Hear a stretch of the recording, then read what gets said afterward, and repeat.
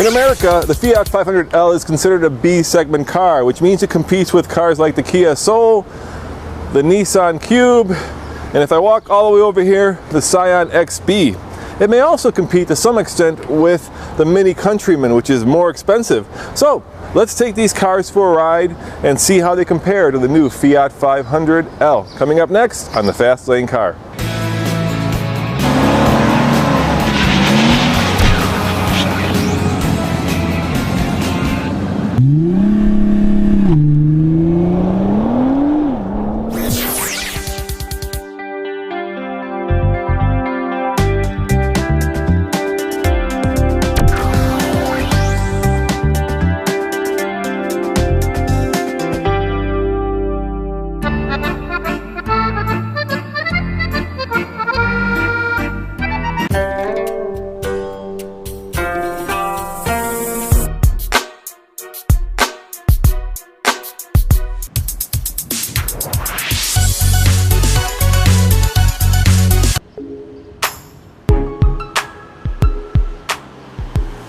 Now, as you can probably tell by the numerous Fiat 500s, Fiat provided us these competitor cars to drive, but I've been lucky enough to drive all of them, so I have a good sense for what the cars are like.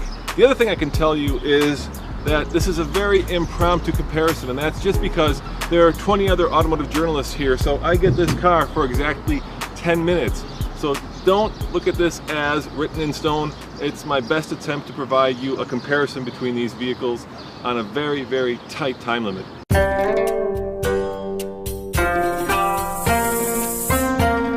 Alright gang, I'm driving the Scion XB, and at just under $19,000, this is by far the least expensive of the 5 vehicles that I'm driving today. And it doesn't show. You know, Toyota builds high quality cars, and even in their inexpensive models there's a sense of everything being bolted together, and you feel that in this car. What you don't necessarily feel is that cool hip factor.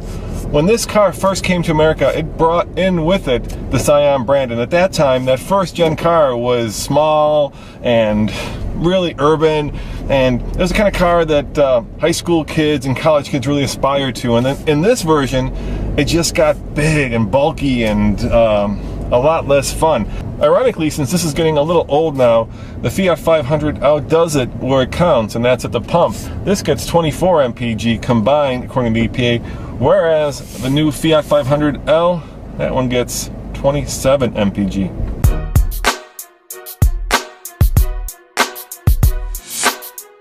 I'm behind the wheel of the Kia Soul, and at $23,000 for this car, I think this most directly competes with the 500L because both cars are youthful, they're fun, they're quirky, but there is a difference. The Fiat 500 is very European in that it's much more well dampened. It doesn't skid around on the road as much as this car. This car is much more utilitarian when you get under the cute hamster facade. In other words, it's very well packaged. Not that the Fiat 500 isn't well packaged, it's just packaged in a different way. This is one of those cars that does everything well.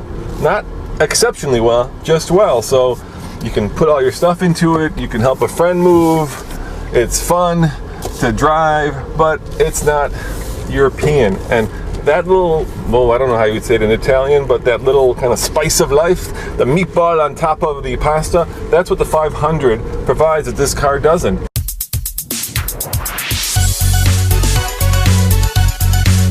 Alright guys, I'm in the Nissan Cube now, and at $21,000, it's kind of at the bottom range of the Fiat 500's price tag.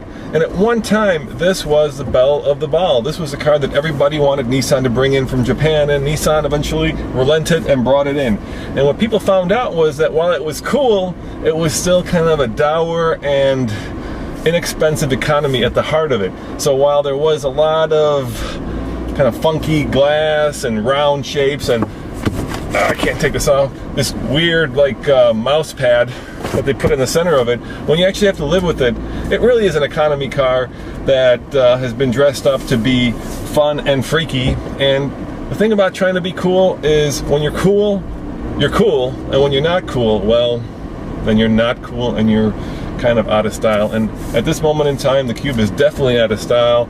It hasn't been updated in a long time, and it probably needs a refresh to bring it back to being cool again.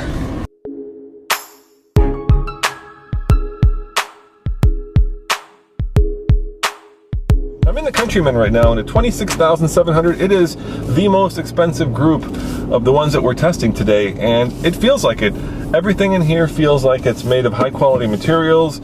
There's leather, the steering is tight, the space is small. I would think that is the biggest difference between the 500L and the Countryman, and that is, this is a mini and it feels mini. The 500L is small, but it feels big. Now, from a driving dynamic standpoint, this car drives much better. The brakes are better, the road feel is better, and it just feels more tossable and more fun to drive. Now, from a family practicality standpoint, the Fiat 500 is better. It's just a bigger car, more usable car. This is a complete and utter lifestyle vehicle. And if you're looking for something that says, well, I'm European and I'm hip and I'm cool, both cars will do it. But if you're looking for something that says I'm European, hip, and I'm cool, and I've got practicality, I can throw the kids in the back and take them skiing, then get the 500L. If you're just looking for something to take on a nice weekend trip, then get the Mini Countryman. That's really the difference between the two. Now, if you're wondering why I'm not driving the brand new Fiat 500L in this comparison of competing vehicles, the reason for that is we just reviewed it in our first drive review, and you can check out that review at tflcar.com.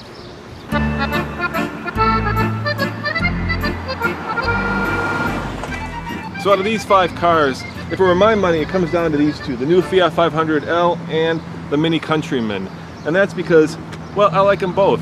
If you want something that's family oriented, practical, with a lot of room, with that Italian sense of fun and drama, go for the 500. On the other hand, if you want something that's a little bit sporty, a little bit tighter, a great weekend car, go for the Mini Countryman. As always, this is Roman reporting for the Fast Lane Car. Thanks for watching, and see you next time. No doubt that the 500L is better because of this. Because of course. Let's open. Something's open. Oh, thanks, pal. Sorry.